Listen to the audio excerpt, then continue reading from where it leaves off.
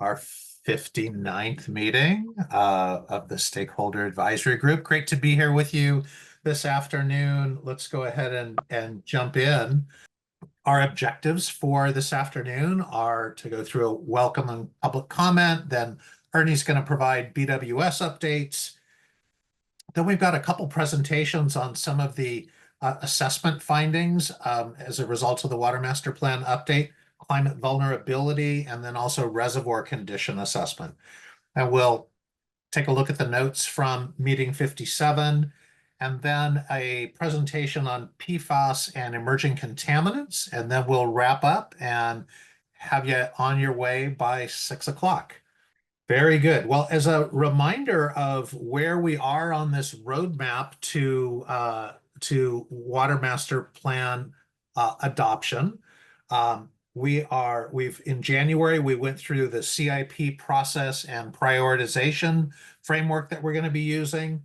Last month we reviewed the existing Water Master Plan scorecard, talked about some priorities for an update to that scorecard, and then also covered how it is we'll be going about project prioritization. Now here in March, we're going to be talking about condition assessment findings, climate resilience, and PFAS, as I promised on the previous slide. So that's where we're going, and then you can see our topics for upcoming meetings, and I'll review those again before we adjourn for this afternoon. Now's the opportunity for public comment on anything on the agenda. I don't hear any. All right, we'll move on. Opportunity for BWS updates. Ernie, it's all yours. Thanks, Dave, and aloha, everybody. Nice to see you here. I'm just actually grateful that we're doing this virtually, that none of you have to drive through the rain and the traffic to get here to the Blaze where we normally hold our meetings. But thank you, everybody, for joining us today. Just some quick updates. We did have some challenges over the last week with the Kona Low storm number 1. Fortunately, nobody lost water service, even though we had intermittent power at many different locations around the islands. Sorry, Shari. I know you folks are doing the best you can at Hawaiian Electric. But fortunately, no water service was lost to anybody. I would say, folks, when the power goes out and we get into stormy weather like this, automatically think about conserving water. Don't waste any water. Just use water really sparingly and conserve. Because what happens is if our pump stations lose power, we can't pump water. The water that's serving your home or business is the water coming out of our water tanks. We have about 172 water tanks around the island, almost 200 million gallons of storage when it's all full. So that's what has to carry us through this period of time when the storm is causing power fluctuations across the island.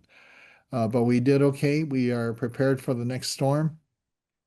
One of the things that we really look at very closely, we do own 3 open reservoirs, and 2 of the reservoirs have high risk, are classified as high risk dams. They're all in Nu'uanu Valley, Nu'uanu number 1 and number 4. Number 1, over the event last week and into the weekend, it got very full. So we started emergency pumping of that water and opening up the siphons and have lowered the water levels. But we're watching it very closely because it's a very small capacity reservoir with an earthen dam that's over 100 years old. We have a project to improve it, but it's probably going to take about 4 years, 3 to 4 years for us to get through permitting and through the construction period. Until then, every time it rains heavily, we watch it very closely with the Board of Water Supply team. I do want to recognize the fire department. They provided some great help. They actually sent out a couple fire trucks to help pump water out of the reservoir, and that was a big help. HFT is amazing. Let's see, what else do we have? I think I'm going to just stop there and see if there's any questions. I notice Josh has his hand up. You said the permitting for the reservoir upgrades takes 3 to 4 years. Well, the permitting, getting through permitting and design and construction, actually construction. Is there any conversation about expediting permitting for public interest projects, especially around climate risk and resilience? And is Yeah, thanks. I think that would take probably a governor's emergency proclamation. The one permit that we're working on that's going to take a little while is actually a Corps of Engineers permit, which is a federal permit. So the governor's proclamation wouldn't affect federal regulations that we have to go through. But it could affect state and city regulations. But thanks, Josh. Good suggestion. Well, our next segment here is on the findings of the climate vulnerability assessment, and Brian O'Connor with CDM Smith is going to lead us through that conversation. So, Brian, take it away. Hi, everyone. My name's Brian O'Connor. I'm CDM Smith, structural engineer.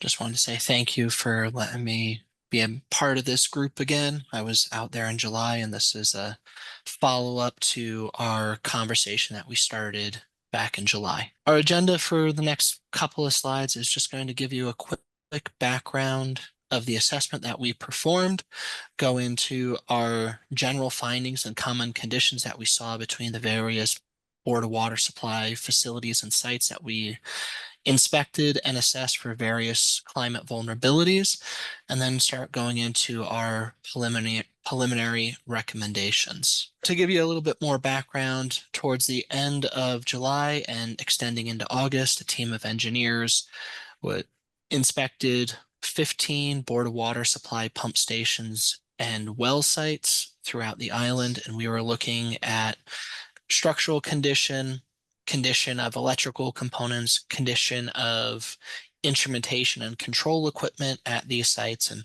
what we're going to be focusing on this call is, this discussion today, is our climate vulnerability findings and next steps. And through this process, we did leverage a lot of emerging technologies to help us. We started using drone technology both to help access hard to reach places, but it was extremely important that being here in July and August during the dry season helped us really look at some of vegetative fuel loads and see how the vegetation changes around some of these Board of Water Supply facilities. And then we leveraged LiDAR information, particularly for sites that have a flood risk, just to help. When you're doing an inspection, you never know what dimension you should have captured. And using these emerging technologies really helped us be efficient with this task. For our climate vulnerability assessment, we focused on our hurricane wind events, looking at how the future conditions are going to impact them, looking into increased wildfire vulnerabilities, how future increase in temperatures and increase in drought risk impact sites that might be more vulnerable to wildfire risks, flooding as it pertains to sea level rise, but also increased rainfall events. And then as we got into our site selection, we worked very closely with the Board of Water Supply team to look at components that were critical to the function of the system and how they overlaid with the likelihood of these future extreme events. But we also wanted to make sure that in our site selection, we were capturing a variety of locations around the island for all three of these hazards. We didn't want to put all of our inspection assets into same cluster for the same hazard. And as stated, we inspected 15 sites. 8 of them were pump stations, 7 of them were wells, but 2 of the sites were both combination wells and pump stations. So as we start looking at hurricane vulnerabilities, as we approach these facilities, we're looking at resilient building envelopes and looking for systems that are going to be able to resist wind pressures from future wind events. We're going to be looking at the buildings and their openings to see if they're able or rated to resist windborne debris impacts. Windborne debris doesn't take a whole lot of wind to create what we would call a missile that can damage equipment or building envelope that would go to our next bullet point, which is allow wind-driven rain pathways into a building. And we always describe wind-driven rain during a hurricane as essentially spraying a fire hose at your building. And it's what you don't want to get wet will get wet if you have a breach in your building envelope and you're subjected to wind-driven rain. And then finally, we were looking for vulnerabilities and deficiencies in the structural load path. Started looking at all 15 of the sites. We had some very common conditions between the various pump stations and electrical buildings, and a lot of the doors and louvers, we would consider them being unprotected. And they have systems, whether it's a louver or a door, that is not rated for those future wind pressures that we're expecting to see due to climate change effects, or they're not able to withstand windborne debris impacts. And a lot of this is because when a lot of these facilities were built, windborne debris requirements were not part of the code at the time. So we're trying to adjust this existing infrastructure for this change in conditions that we're seeing and that we're trying to prepare for. We saw a lot of buildings where instead of louvers, they had decorative CMU blocks turned on their side. Great for ventilation, but not great for preventing wind-driven rain intrusion into the building. At a couple of sites, we saw exterior mounted pumps and equipment that could lead them vulnerable to not just hurricanes, but other hazards that we're looking at, such as wildfire. Flood vulnerabilities, to sum that up, we're looking for how water can get into a building, whether it's for a door at grade or a louver that's close to the ground. And then we're also looking for any electrical equipment, whether inside of a building or located on the site that's located on a slab on grade or is ground mounted, that if as the floodplains change and that water elevation comes up, that equipment would become vulnerable to inundation. A lot of sites that we looked at, they were not in the floodplain, but we're projecting them to be in the floodplain. So the common aspect we found is you have doors and openings that are not protected and would allow floodwaters directly into your building. We also saw buildings where floor drains were core drilled through the bottom of the wall. And a lot of times this was done as you're cleaning these facilities, you're hosing them out, you're mopping them out, it gives a nice place for water to drain out. Problem is with floodwaters, if water can drain out, water can come in through that same path. Another less common one was there's some sites with below grade electrical vaults that the electrical conduits feed directly into the building, and this can provide a pathway for floodwaters to get into a building, bypassing any building envelope or protection you would make.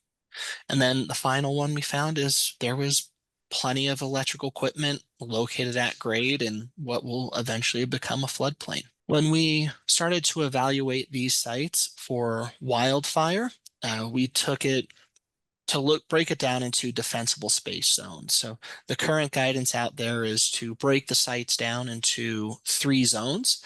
Your zone 0 is within 0 to 5 feet of your building. And the purpose of this area, you want essentially what would we call a hardscape, either crushed rock, pavement, concrete sidewalk. You don't want any vegetation up against your building envelope to provide that fuel source that can burn. When we get into zone 1, that's from 5 to 30 feet. This is a little bit further away from your building. You're allowed to have well-spaced trees, well-manicured sites. Grass is 4 inches, and I would say every Board of Water Supply site that we went to within this zone 1, it met this description as is. So they're doing a very good job of maintaining this short grass, minimal fuel load in this area. Zone 2, this is from 30 feet to 100 feet from your facility. And this is where things get challenging because a lot of times you're no longer on Board of Water Supply property. You're in the rainforest or in a suburban area. But the primary purpose in the zone 2 from a defensible space aspect is you're trying to make sure if a wildfire is burning, it can't get up into higher elevations, a tree canopy. Doing this reduces the intensity of the fire as it nears your facility. I want to direct your attention to the photo on the right of this page. This was a wildfire that occurred on Maui in middle of September of last year. The middle of this is a water site, and this highlights a lot of the defensive space approach that BWS is using and that we're helping refine with this assessment. As the wildfire approached this site was excavated into a hillside, so it's almost an exposed rock face.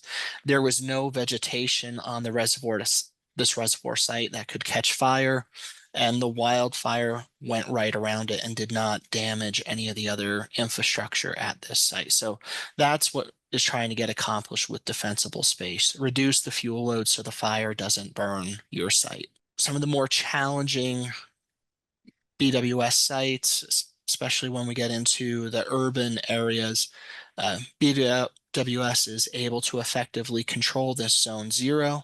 We had hardscape, pavement, sidewalk around the buildings, no fuel load around it. Now, at this site in particular, it's challenging because in zone 1 and especially in zone 2, you get into existing residential properties that BWS is not able to dictate the landscaping and how that property owner handles their wildfire risk per se. So when we come across sites like this, when we're looking at our mitigation approaches, we really want to make sure that the BWS facility can handle what would be considered the ember storm if an urban conflagration event were to take place. It's minimizing and eliminating any combustion sensitive materials on the site and making sure that any openings for ventilation into the building are well protected. So when we look at the general wildfire findings across these 15 sites is the vast majority of the building envelopes did not have any combustion sensitive materials. Most of the buildings are made from concrete or masonry blocks, so very ignition resistant. Every once in a while, and because these sites are living sites where there's constant maintenance activities or upgrade projects happening, every once in a while we did find combustion sensitive materials on site or stored inside the building. Sometimes near exterior equipment there'd be taller vegetation. Sometimes it's just because rainwater could collect near it. Every site we went to with the louvers, there was a very resilient approach of a bird screen, and which is stamped aluminum metal followed up with an aluminum mesh that would stop embers. But with every site, there's always levels of maintenance. Sometimes we'd find torn or missing mesh, but you could tell that would soon be replaced. Unfortunately, and one of the challenges that we'll continue to work through is some sites have very challenging defensible space limitations. There are sites in the rainforest that it's going to be near impossible to create that defensible space boundary 100 feet out from the site. As we go into our next steps, we really want to leverage existing products that are out there.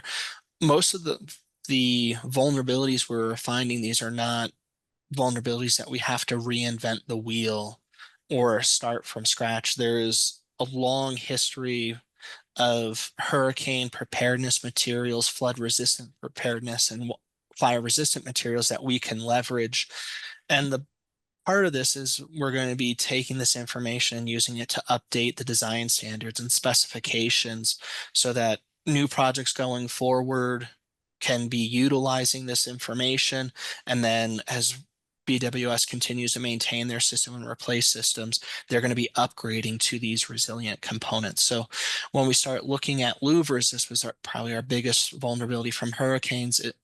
There's pre-approved louvers out there that are hurricane resilient, leveraging information from Miami-Dade County. They have a great database of pre-approved products that are rated for e-missile impact, which is a very fast, energetic missile that you would use to protect critical infrastructure like a pump station. You're able to find wind ratings of products that meet our future design criteria. And they can make them from extruded aluminum shapes that wind tunnel tests have shown that they can prevent wind-driven rain intrusion. So you're no longer worried about that electrical component inside the building being damaged by wind-driven rain. With doors, similar to the louvers, you can replace them with pre-approved tested products that are rated for that missile impact and are rated for that future wind pressure. For sites that have windows, there's options to replace those windows with impact rated systems so that protection is always there. Or you can use a shutter system that could be, as we would call, deployed, whether it's turning on a light switch essentially and having the shutter roll down, or physically adhering the shutter system to your building. And both these products are available for this e-missile performance level, but also do exist readily available for the future wind pressures that we would expect on Oahu. Flood hazards, protecting our openings.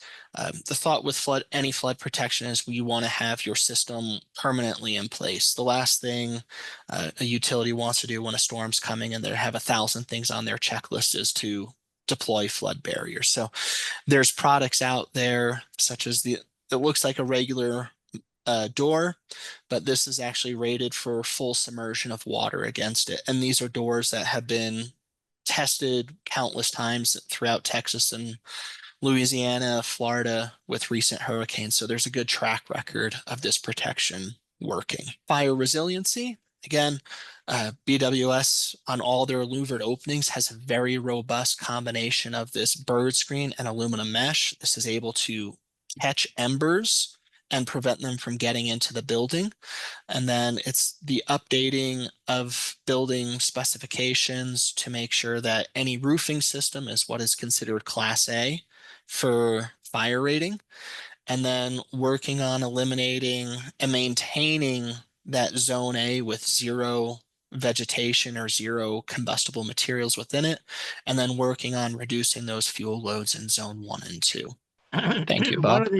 One of the hazards that's out there that isn't a natural hazard necessarily is vandalism.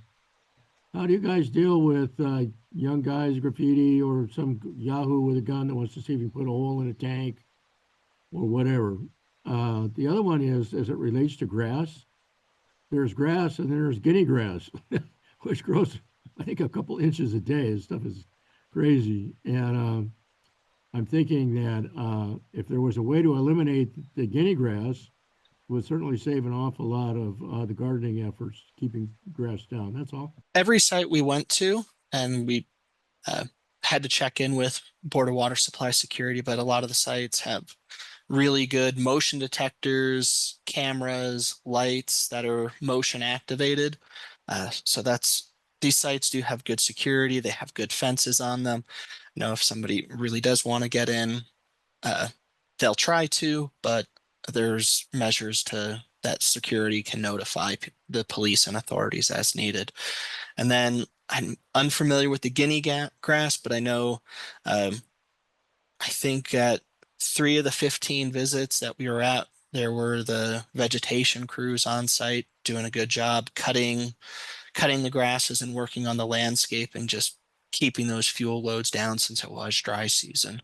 Yeah, I heard aluminum mentioned pretty often, and aluminum corrodes pretty severely in our environment with salt and such. I just thought I'd raise that. No, it does. So there's some challenges, and this is why we saw this constant maintenance of the screens, where some places it was torn, some places it was brand new. When you start looking at your mesh types, you can, if you want something that's going to resist the salt spray, you go towards a FRP system, right? It's not going to corrode in salt spray. The problem is FRP is going to melt if hit by embers, right? So if it's hit by embers, it's going to melt. Brian, Yes, sir. Brian, you're an engineer, so define FRP. Oh, sorry. Thank you, Ernie. FRP is fiberglass, epoxy resin with structural glass embedded in it.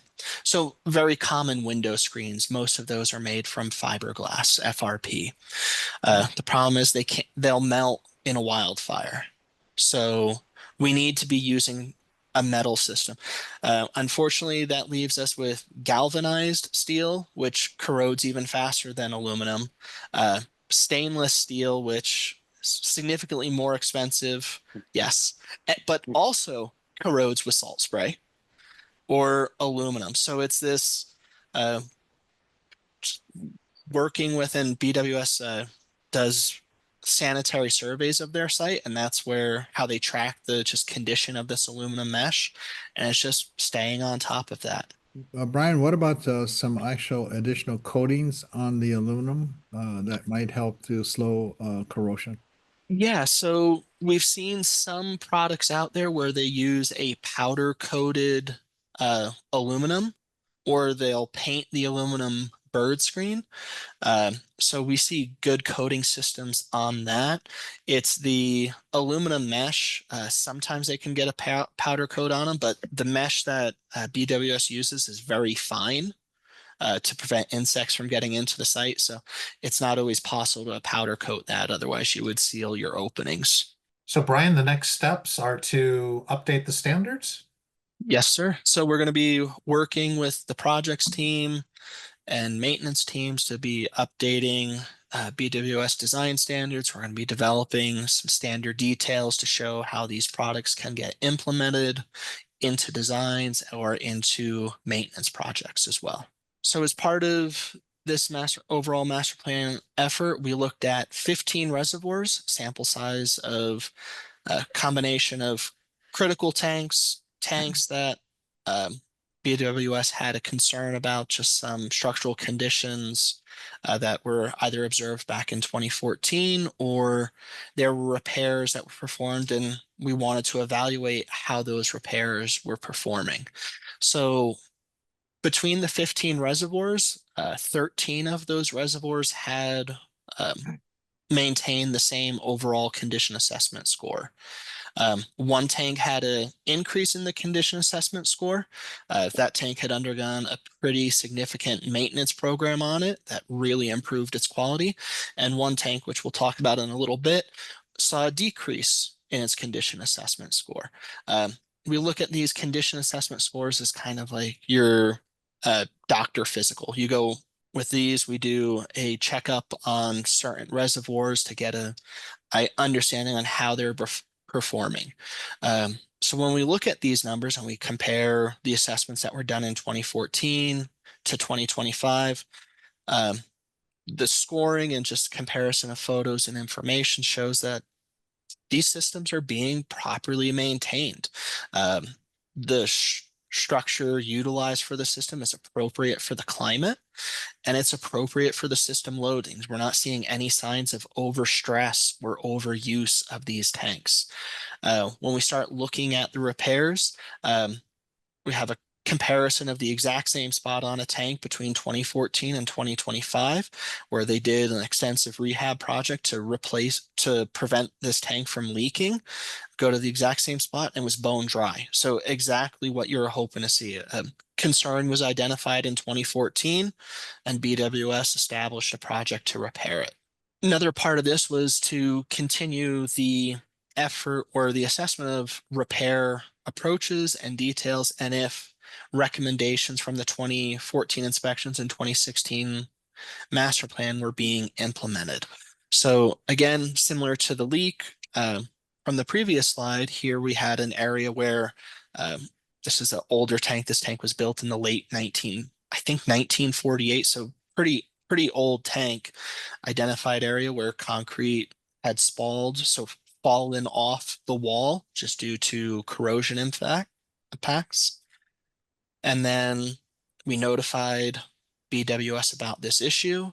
And then when we went back, they repaired this probably within a couple of weeks of us notifying them in 2014. But in 2025, this repair is 11 years old. When I inspected it, it was well bonded to the wall and was doing its purpose of maintaining the integrity of this wall system.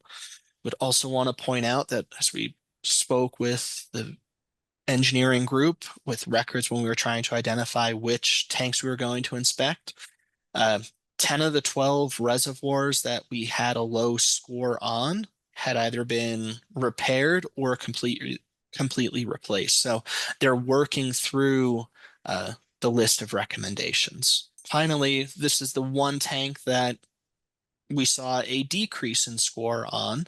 And again, these condition assessments are like that doctor's physical. We're trying to identify areas of concern before they become a serious problem and result in an outage or operational hardship for Board of Water Supply. So we had a reservoir with a very unique structural system because it has structural steel components in this environment. They were corroding faster than anticipated. So based on these initial findings, we've been working with BWS that we found there's 7 of these types of structural systems on island, and we're setting up a program that we're going to do a detailed inspection of all 7 and then identify and help prioritize any repair or replacement of this type. We saw a change in condition that was different than expected, and we're working to address those problems, similar to the 2024 effort and 2014 effort and 2016 master plan effort. Thank you. Thanks, Dave. Thank you, Brian. Just as a point of information, when you do maintenance on a tank, do you evacuate all the water from the tank and repurpose it elsewhere before you start or is it just depending on the type of service that you have to do for the tank? Just wanted to let the constituents and ARP Yeah, know in case. it's the latter. It definitely depends on the type of repair that is going to take place. A lot of the repairs that we have recommended over the years, they're to let's call it the outer wall surface, where doing that repair work is not going to be a concern for contamination of that stored water. Where there are more extensive repairs that need to occur, that water is slowly drained through water use, and then that tank is isolated and then shut down. And this is very high level, but there's a BWS distribution team that they work miracles trying to move water around with this tank not in service so that more extensive repairs can take place. So it's totally impervious then to the neighborhood that occurs and when you do that because it's seamless, correct? Yes, the goal is for it to be seamless, and they do big job with temporary systems and just adjusting the system to meet demands as needed. I'm curious about the inside of the tank. We saw a lot of stuff that got fixed on the outside, and I'm curious, what happens on the inside? Maybe the answer is nothing, but probably not. No, so in 2014, we did do a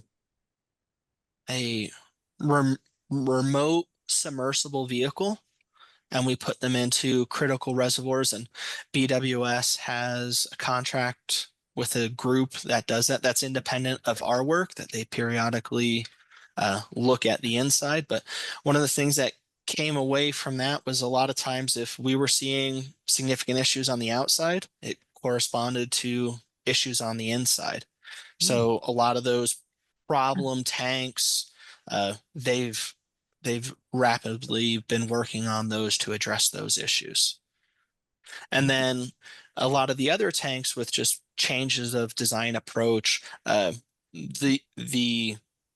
just say the structural system is on the outside of the tank, and that's what's most important to inspect.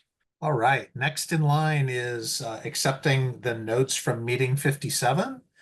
And Kathleen emailed all of those out to each of you ahead of time, and I know you diligently reviewed them and took a look for any questions, comments, corrections. Hearing none and seeing no hands, we'll consider those notes accepted. Thank you. Our next topic is on PFAS and emerging contaminants management. And for that, I wanted to introduce Michelle Sorensen and Sierra Johnson, both of whom are with Brown and Caldwell. which is the firm working on this element of the project.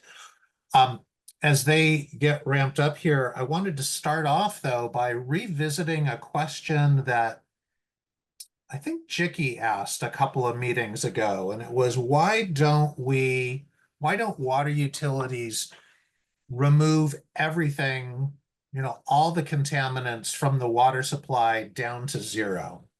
And I wanted to revisit that question a little bit because it has some important ties to what Michelle and Sierra are going to be talking about. And so there's several reasons why water utilities don't do that. Among the most important is that oftentimes the treatment technologies are not able to remove these contaminants down to actually a zero concentration. There's a limit to how much they can actually remove. Another element of that is that our laboratory analytical methods typically can't get down to detecting zero levels of these constituents. To reliably detect very low levels of some of these contaminants, it just can't get below a certain threshold. And so there's a couple of very practical technology-based reasons why utilities don't remove down to zero. Another element of it, and they're going to be talking about this a little bit more, is that the health risk for these contaminants is based on detailed studies and actually the risk that they pose to humans and the environment. And so it's health-based with a tremendous amount of research that goes into establishing those MCLs with those maximum contaminant levels. So going below that isn't providing a lot of additional protection for folks. Another item is that the treatment itself has the potential to create additional risks. And I wanted to demonstrate this with a graphic that you're actually going to see later in their presentation. And let me use the example of legacy agricultural contamination. So, sugarcane, pineapple fields, right? Pesticides, soil fumigants were used on those. And as you know well, those have worked their way down into the aquifer.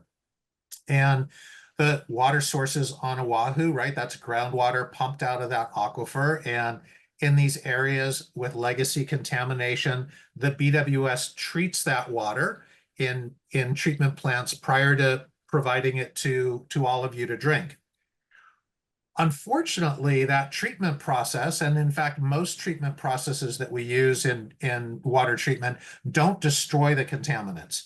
They take them out of the water and they transfer them to another media. And in the case of the legacy agricultural contamination, most often that media is granular activated carbon. So now we've got a contaminant that's attached to the granular activated carbon, and we need to figure out what to do with that carbon now. And so what we've effectively done is transferred the contaminant from one form or one media to another, and that in and of itself can come with its own risks. And finally, I wanted to make the point that going below the established thresholds for these contaminants adds the cost of that, and the energy consumption associated with that can add up really quickly. So there's a number of reasons why this isn't done in the industry. And I think as Michelle and Sierra go through their discussion on PFAS and emerging contaminants, you're going to see these ideas reiterated through that. This is the first time we're presenting to this group. Thank you so much for welcoming us. The goal with today's presentation is to introduce PFAS, both the contaminant and our project, and to start to share messaging and information with the public, starting with you folks, and align with the master plan schedule and need for capital project development. So I'm Michelle. I'm a long range planning, strategy, and engagement specialist. I'm an engineer. And Sierra, who will jump in here in a few slides, is a PFAS and water quality specialist with Brown and Caldwell. So for today's agenda, we'll provide a brief overview of PFAS, like what it is, where it comes from, how it gets into our water systems, and what can we do about it, building on what Dave just talked about. Sierra's also going to discuss how the EPA and state regulators monitor and regulate the water systems to protect against emerging contaminants, including PFAS. And finally, we'll look at BWS's proactive approach to managing PFAS island-wide. So we know probably a lot of you are aware of what PFAS is, but wanted to give a little bit of background information just so we can all start on the same page. So PFAS stands for per and polyfluoral alkyl substances. You don't really have to remember that. The important thing, it's this large class of synthetic chemicals that started being more common in around the 1940s in various like industrial and manufacturing applications. The thing they have in common is this carbon-fluorine bond, which is what this little graphic on the left side is showing. And so they can be kind of all different shapes, but they have these bonds that are really strong. This is something that we are still continuing to learn more about. There's always like new scientific understanding coming out about it. So I think that's one thing to keep in mind as you hear things like in the media and from us is like, this is kind of people responding to the best available information that we have now. So I think the other thing that's important to highlight, this graphic on the right side is showing relative PFAS concentrations in different products. And you can see all the way down at the bottom in the parts per trillion, this is from an Australian organization, but the US is similar, is our drinking water limits. But PFAS is also found in things like your fast food wrappers or raincoats, like can really be all over the place. And I don't want this to be like alarmist. I don't think this is scary, but I think it's important to remember that tackling PFAS is a multi-pronged approach that we like as a society are going to have to deal with. And the drinking water is one piece of that, but it's not kind of the only piece. PFAS, you might have heard the term forever chemicals. That comes from the fact that that carbon-fluorine bond is really hard to destroy. And so when PFAS gets into the environment, it tends to just accumulate. And so you saw all those other things that can have PFAS in them. When those get into the environment, whether it's through the landfill, industrial release, it can just continue to build up. And so that's how it enters our water supply and our aquifers. And this is also something that is kind of ongoing research is how PFAS moves through our environment, how it transports, how it accumulates. All of this is to say that Board of Water Supply is being proactive on the pieces that they can control, right? Which is between the water supply and the drinking water. But there are a lot of other things that are, because of its widespread nature, going to just be impacting, and Board of Water Supply has to find ways to be proactive and not just react when this appears and try to plan ahead. We wanted to also talk about the drinking water regulatory framework, because even though PFAS is in a lot of places, EPA and our regulators are really focused on how can we make sure our drinking water is safe. So there are two main agencies responsible for this regulation.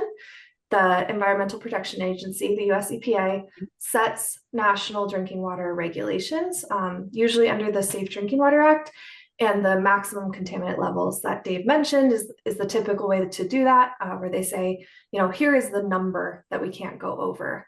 But in Hawaii, DOH, and specifically Safe Drinking Water Branch, is also involved. So they are responsible for enforcing those regulations and helping make sure that utilities meet those regulations. But they also have the option to set a more stringent rule than EPA. So for example, if there's a contaminant that's not a national concern, but is a concern in Hawaii, DOH can regulate that contaminant specifically. The EPA's process, as Dave kind of alluded to, is meant to build on the best available information as we learn more about new contaminants. And so this is the process for PFAS, but it's also the process for any kind of new contaminant where somebody says, should we have a regulation for this? So sometimes when this gets on the EPA's radar, there's not a lot of information out there. And so part of their initial screening steps are just figuring out what chemicals could be out there and how can we measure them. Like one of the important things for PFAS was creating reliable methods to actually measure PFAS in our water. So then the next step in their assessment phase is when they really start to pull together the information. So about health impacts, but also about occurrence throughout the country. And so this is where drinking water utilities will monitor for these emerging contaminants and see, are they present kind of widespread throughout the US? Sometimes if they're not widespread and they're just in certain areas, the EPA will not set a regulation, and then it'll be up to the states. Then the next piece is based on feasibility. And so that's again what Dave was mentioning of like, there is only so much that we can do with treatment. And so they're figuring out what treatment works and how much can the treatment do. And then finally, their process is combining all of this information to set the regulatory limits. And so they're considering the public health aspect, how harmful is this chemical and at what concentration, and the feasibility. What can we actually measure in a lab? What can we treat? And then that informs how they set the limit. For PFAS, this is where that EPA process has ended up. So there are regulations for 6 different types of PFAS. And I did want to note a couple things about this. These are in parts per trillion or nanograms per liter. These are very low concentrations. And the concentrations are actually not much higher than what the analytical methods can measure, which is not true for every regulated contaminant. The other thing to note here is that this is the current regulation as it stands. There's been some back and forth. The EPA recently announced that they would like to remove some of these limits and change the deadline. That's not official yet, so BWS is being conservative and saying we are going to meet these limits by this date. Yeah, so I wanted to pass it now back to Michelle to kind of put it all together of what is BWS actually doing about these regulations. Yeah, knowing what we know today and acknowledging that uncertainty that Sarah's alluded to, how does and can BWS proactively manage risks, costs, and operations to keep on ensuring safe and reliable drinking water when it comes to PFAS? So BWS monitors for PFAS at all wells and has for a number of years. PFAS has been detected at 16 sites, and those are highlighted with the blue map tags in the figure. 4 of those have had levels above the max contaminant limits, the MCLs, and all wells with exceedances are being addressed either through treatment or shutdown. BWS has taken this proactive approach to managing PFAS that considers both the short and long-term needs. And in his immediate step on the left, they've identified priority well sites to install treatment systems. To identify those initial priority sites, we looked at sites where regulated PFAS was detected, sites with no existing source treatment in place, and wells that are critical to maintain system supply. And on the right-hand side, to look at what's needed long-term, BWS is establishing a process to address PFAS across the island. So first, the immediate priorities that are underway. Temporary treatment is being put in at Ka'amilo before it's required by regulation. And why Ka'amilo? Because there was PFAS detected at this well, which was originally below the MCL, but was trending up. And in addition, the water supply is limited in this area due to proximity to Red Hill. It was a priority, it's a priority to keep this well running.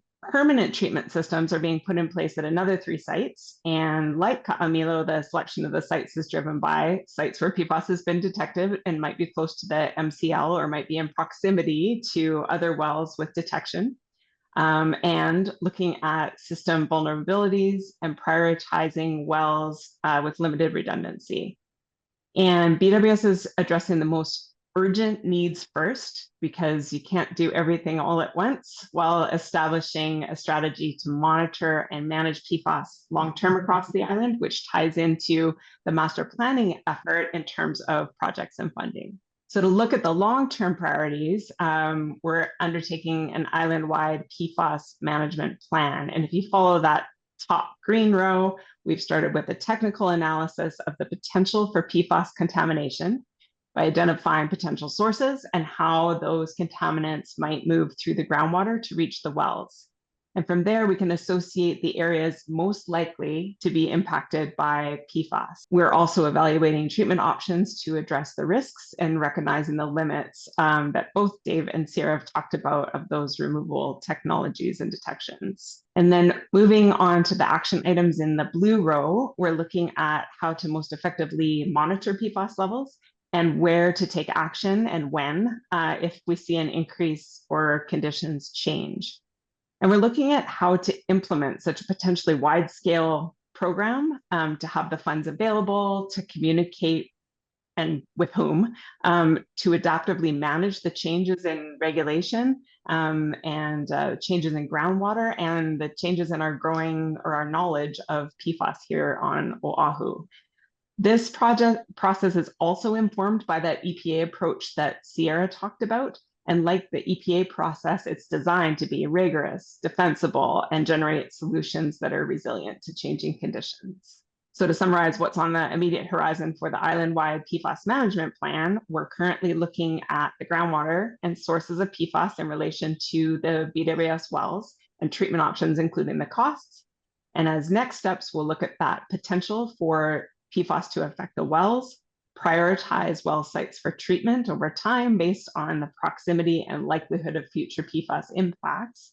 And at the same time, we're advancing development of CIP projects to inform the master plan this year. This is a pretty 30,000 foot level schedule highlighting those next steps and how BWS is going to meet the EPA MCLs by the 2029 deadline. I think it's worth noting that the EPA is proposing to extend, or there's discussion about the EPA extending that deadline to 2031, but BWS is staying on track with the 2029 goal.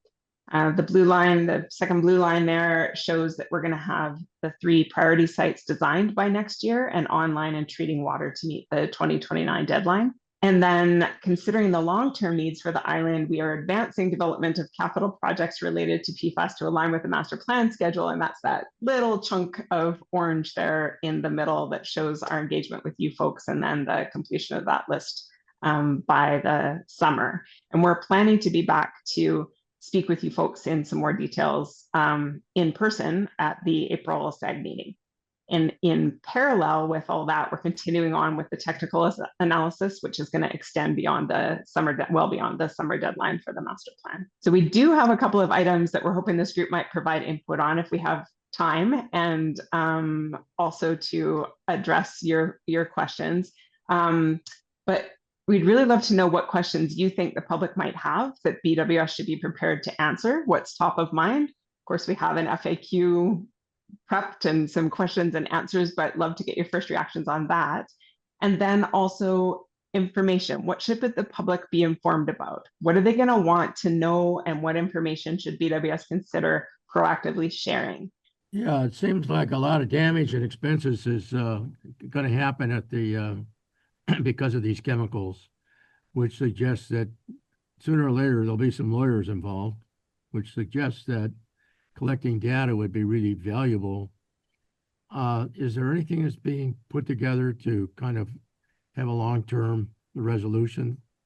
If the EPA can't set up a program or has a program that puts us at risk right now by allowing all these chemicals, how can we put together a defense over and beyond chemistry and engineering and long-range planning that can help resolve this on a long term? That's all. One thing that differentiates PFAS a little bit from some other contaminants, like the TCP that came from the pesticides on Oahu, is it's so widespread. It is a little bit harder to target certain companies. That said, there is, cost recovery litigation kind of throughout the country that has been successful, and there are also a lot of efforts to remove it out of products, out of everything where it's non-essential. Like, we don't really need it in our raincoats. Maybe we would still like to keep it in like a medical implant. So those are ongoing, maybe not the pace we would always like to see. But yeah, it is that like multi-pronged approach. And to follow up on the other part, Bob, in terms of possibilities of litigation, that we look at those options. We are in litigation right now with the Navy, and one of the concerns we have is over PFAS contamination at the Red Hill bulk fuel storage facility property. And I think they're finding more extensive PFAS contamination than they expected. But then the other sources of PFAS that might be in the environment. So this study will look at potential sources. Another reason for us to do that is where do we place new wells? Maybe we want to put wells in areas where we can try to avoid some of this contamination and have less treatment cost. And back to litigation, the state attorney general did file on behalf of the state of Hawaii a lawsuit against mainly the chemical companies like DuPont, 3M, and others that are manufacturing these chemicals over the years. Unfortunately, it looks like all this type of litigation is being consolidated into a federal court in South Carolina. So that's where that lawsuit has gone. So those are some of the challenges, and there are a lot of lawsuits pending right now, and I think that'll continue to come over time. But of course, we have to pursue whatever we can to recover costs to deal with this problem that was not of our making. I was just going to wrap it up by saying it's the intent to input sampling and monitoring programs to have to keep PFAS out of the water to the MCL and to make sure that those processes are in place to have advance notice as much as possible of when that might show up from a source. My concerns are the cumulative effect of how everything gets put into the soil and eventually into the aquifer. My case in point is when Cocoa Head had the lead contamination from the small guns range that they have there. They closed the range there to do remediation. And so the state held itself to the fire in order to do their remediation in the area because of lead contamination. But my concerns are as the military presence continues on the island, they lack the remediation capability for a lot of things. I know they're doing Red Hill, but munitions are still being fired north of Mililani in the Waihawa area where they have the range there. And they did the spill, the 700 gallons on Haleakala. They haven't done remediation there. And so I was wondering if this report or these kinds of things could be added into, in addition to your PFAS, because everything is going to be cumulative and get into the aquifer, and like to have some kind of documentation that shows a larger area of contamination, especially coming from the Department of Defense. I just wanted to make that statement. Thank you. I would maybe take a stab at responding to you, Jikki. I agree. Military installations of AFFF has been one of the big problems, but not the only thing that the military uses that might contain PFAS or different activities that they have that might involve PFAS chemicals. It is a challenge. The military is taking a very narrow look at this by focusing on AFFF or firefighting foam. If it was historically used at the site, then they did some investigations and are doing some investigations to determine if it's there but it's also kind of very looking at it with blinders. They're not looking broadly at all their activities that might actually involve some kind of PFAS chemical in the substance. So I think they can do better. And our challenge is how do we have the regulators, the Department of Health and EPA, really put the pressure on them to be more aggressive at their investigation and more aggressive at their cleanup or remediation of what they might have caused. Yeah, mahalo. Thank you, Ernie. Yeah, and thank you for the presentation. I feel like it's more education about the topic is always needed. And I think one of my big concerns, which I'm glad you noted, is that the water and wastewater agencies are at this point the ones carrying all the responsibility for, pollution that has been produced elsewhere and by others. And that's just a big concern I have. My question is actually for Board of Water Supply. Noticed, or at least I didn't see it, that for SB 2096, I don't think you guys provided any comments on that. And I was just curious if you had thoughts or could share the silence. We'll take a look at that. What is Oh, that bill okay. about? It's about PFAS. And Is it and the task force bill or no, it's one about monitoring. banning? It's more specific to wastewater, but I was surprised because none of the water agencies responded, only Department of Health. And I just thought since it's something that's impacting like all of the water agencies, I was just anticipating more water agencies to jump in and say I'll something. say my bad. I missed that, and I will look into SB 2096, I believe. I'll double check. 2096. Yeah. Yeah, we'll be there. I brought up the issue of wastewater. Water and wastewater utilities, we're like the passive recipients of this Right. contamination. Exactly. On the wastewater side, it's coming from the wastewater generators. That's people or industrial operations or commercial operations. You know, the wastewater stream has PFAS in it, especially concentrated in the biosolids. Uh, then on the drinking water side, it's for water utilities across the country. It could be in their surface water, what they take out of streams and rivers. It could also be in the groundwater, like in our case, this is all groundwater-based contamination, PFAS contamination that we didn't generate the contamination, but we are the recipients and have to deal with that. So I think it would be great also if there is federal legislation that limits some of the liability that the passive receivers of this contamination that have to deal with it are not going to be held under federal CERCLA regulations, as generators are held. I'm going to go back a little bit to the military because there have been a lot of discussion about the currently used military sites. But like on our side, Waikane, He'ea, Kea, Waihe'e, Haiku, there's so many military formerly used defense sites that have not been attended to, no restoration advisory boards set up and so on.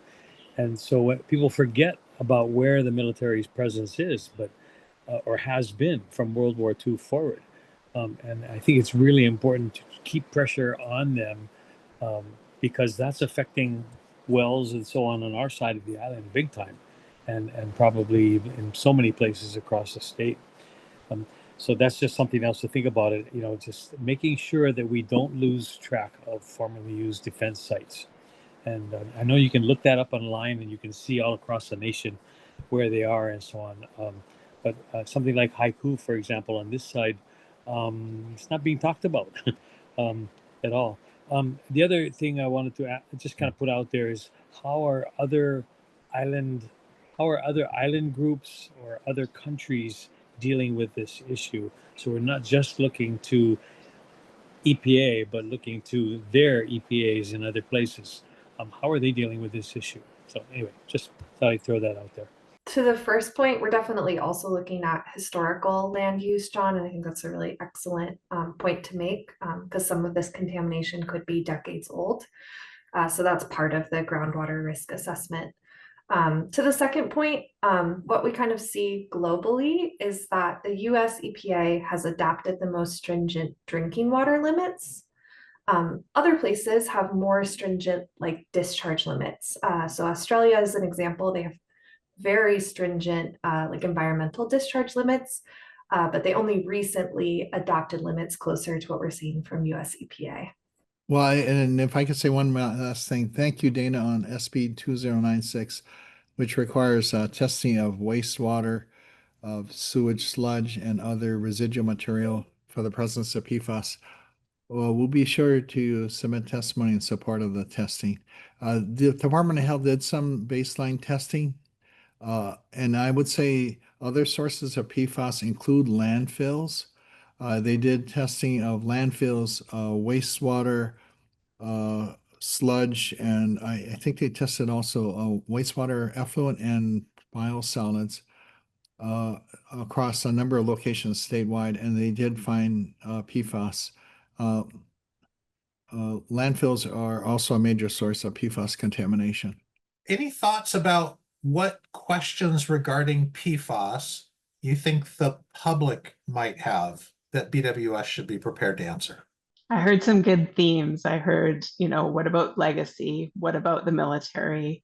So those were good clues as to people's first response. I know this is a pretty well-informed group, but thank you for those initially.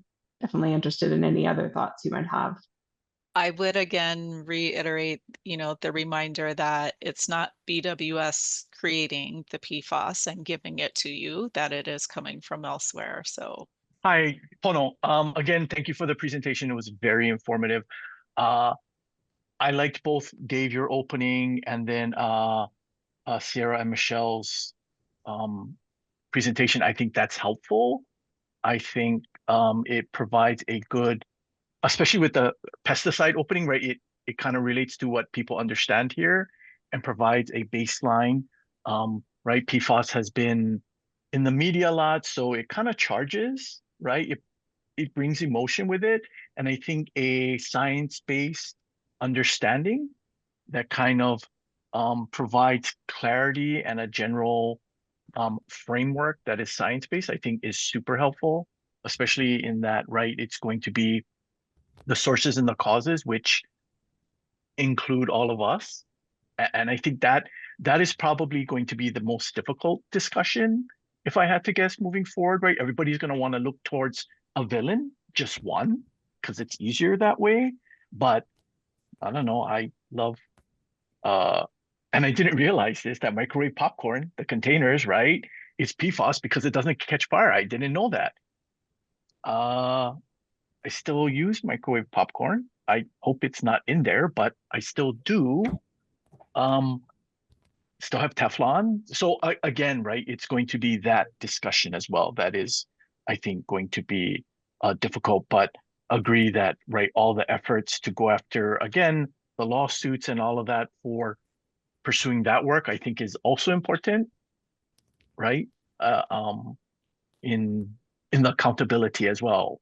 Yeah, thank you, Pana. I think there's some good insights there. And I think that's, you bring up, microwave popcorn, right? That's one of the struggles with PFAS is that we all use products that contain PFAS and we enjoy the conveniences that come from it, right? We've been the recipient of many of those benefits, but now there's this consequence that comes to light that we're having to grapple with. So it is a bit of a conundrum there. My question is really quick, and it goes back to Jiki's comment about the cumulative effect. If the question is, what is the public concerned about, but what are the cumulative effects? And I think the public, especially us older guys, they want to know about that. That's a really good point, Bob, and making it relatable and talking about that message is key to successful communication with folks. So a couple of similar comments to some of the others. Yes, to helping people understand the science and finding ways to put it in the layperson's terms that that is relatable and understandable. Also thinking about helping people in those materials as you share them in the ways that you share them from the Board of Water Supply, social media, events that you have, things like that. If possible, providing other online sources, for example, for further information. That you got to be careful which sources you pick, and some are politically charged and others, but if there are sort of unbiased types and reliable sources of information, that could be great. The other thing was occurring to me, and then I started to have second thoughts about it. People may ask, what can I do, to help protect myself? And maybe there are some things that the Board of Water Supply could say, and then other things, but have to be careful, about, given how pervasive this stuff is. You're not, you can't be given legal advice or risking giving what might be perceived as medical advice or, healthcare advice or that kind of thing. So I'd still throw it out there, but, with the obvious caveat that that I'm sure the board's attorneys would help you say, you really can't talk about that one. How about this one instead? Thanks, Mark. And when Dave goes back to sharing his screen, you'll see that we have a list of links that we have selected for further information for this group, and whether they're the same ones we would choose for public meeting, or if we would get a little more specific. That's really something great for us to keep in mind. This will be in the materials that are posted online, so you'll have this information pretty shortly. If you want to take a screenshot or a photo of it right now, I'll keep it up for just a minute or so. Just real quick, I mean, anytime you have a public meeting where you're actually in person talking to people about this, maybe asking or having people do a quick survey, and have you used this product, this product, this product, this product, so that you kind of cut through people wanting to blame somebody else. It forces people to reflect on what they're actually using themselves, and maybe the tenor of the discussion will change just a bit when you really get into it. Check off, oh my gosh, I'm involved in this, I'm contributing. Oh, okay. So that just might be helpful to do. Yeah, thanks. In addition to that, I just think it's worth reminding folks when you guys are out in public, there are multiple alternatives to these chemicals. They have been suggested to industry, and industry has known that these things were going to accumulate and have these impacts for decades and decades, and they've buried that, and they've fought off every chance to get our microwave popcorn into safer containers. So yes, we use it all the time, but I think it's also worth pointing out that those concentrations are going up because the folks that manufacture this stuff, they want that as their cheaper alternative. And so I wouldn't just spread the blame to everybody in the room, because that tends to make people feel debilitated and not feel like this was something that could have had a different story written. Thanks. I like that too. The flip side of that is the steps that we've taken here in Hawaii and elsewhere to eliminate PFAS in food packaging that's temporary, and water bottles, and different places where PFAS used to be that is no longer. So I think we could also put an optimistic side on that to make it not so overwhelming. But I really like that thinking. Thank you. Michelle, is it true that the PFOS or PFOA levels in blood in people is going down with the ban of those chemicals back a few years ago? That some of the blood levels are declining? I don't have a definitive answer. I think I've heard something similar, Ernie, but I'm not sure that I've kind of fact checked that study. I want to jump back in and with respect to both John's and Josh's comments, I think it's both. I think it's helpful to, as John points out, not shame people or make them feel like there's nothing I can do about it, but help them see themselves in this problem. So but then also follow that right up with here are, to the extent BWS can, here are some other things to think about. These alternatives are out there that you can use. I think it's a yes and or a bit of both, and some sensitivity to not getting people too down or guilting them or those kinds of things. But people need to see themselves both in the problem and in the solution, I think. Everybody here, appreciate the attention and the focused questions. Really, really helpful. I wanted to give you a view of what's coming up next. We'll be in person again in April. That's the 16th of April, and we're going to be talking about water demand projections and potential additional supplies. And so the kind of input that we'll be looking for from you on that are input around the hardening of supply, which means, is there additional room for conservation and reductions in per capita water consumption? And then also ideas and thoughts about investment in additional sources of water supply. So looking forward to that conversation with you all in April and on your input on that. With that, I want to thank you for, once again, your great participation this afternoon and thoughtful questions. Really appreciate the input on PFAS, very helpful, and look forward to seeing you all in April in person.